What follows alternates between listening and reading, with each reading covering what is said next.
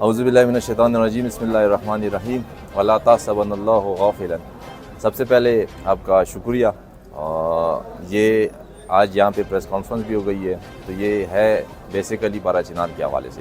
109 دن سے پارا چنار محاصرے میں ہے، وہاں پہ میڈیسن نہیں ہے، وہاں پہ اشیاء خردونوش نہیں ہے، لوگ بھوک سے مر رہے ہیں وہاں پہ۔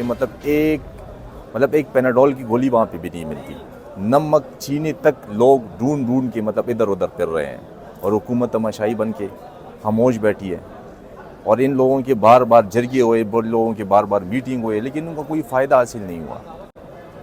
ہم پاکستانی ہیں، پاکستان کے باشندے ہیں، پاکستان میں رہنے والے ہیں، پاکستان کو ہم دل و جان سے محبت کرتے ہیں، اسے پیار کرتے ہیں۔ یہ فوج بھی ہماری ہے، ہم ان کی عزت کرتے ہیں، ان کو قدر کی نگاہ سے رکھتے ہیں۔ تو خدا را یہ حالات ٹھیک کر لے۔ ان کے لیے یہ حالات ٹھیک کرنے میں کوئی اتنا ٹائم نہیں لگے گا۔ یہ اگر سیریس ہو جائے تو ان کا یہ 15-20 منٹ، آدھے گھنٹے کا کام بھی نہیں ہے، آدھے گھنٹے میں یہ حالات ٹھیک کر سکتے ہیں۔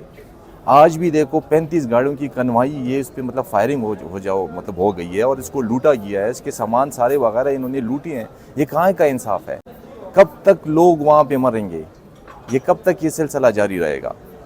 تو خدا را ہمارے پارا چنار پہ رحم کر لے، ہم پہ رحم کر لے، ہمارے یہ معاملات ٹھیک کر لے۔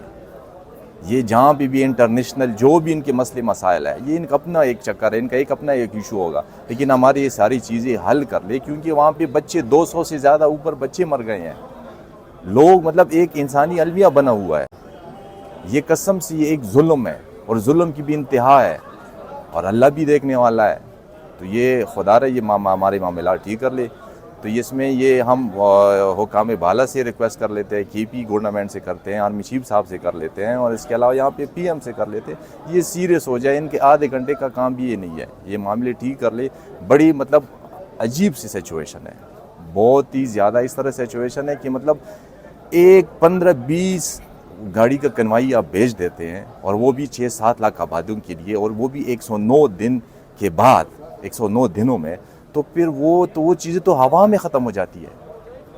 تو ہم امید کرتے ہیں انشاءاللہ یہ حالات یہ ان کے لیے یہ سیریس ہوں گے۔ سیکرٹری صاحب نے یہاں پہ پریس کانفرنس کی ہے، تو انشاءاللہ امید ہے یہ معاملات مزید آگے سے بہتر ہو جائیں گے، اور اللہ یہ ہم پہ رحم کرم نازل کرے۔ Thank you so much.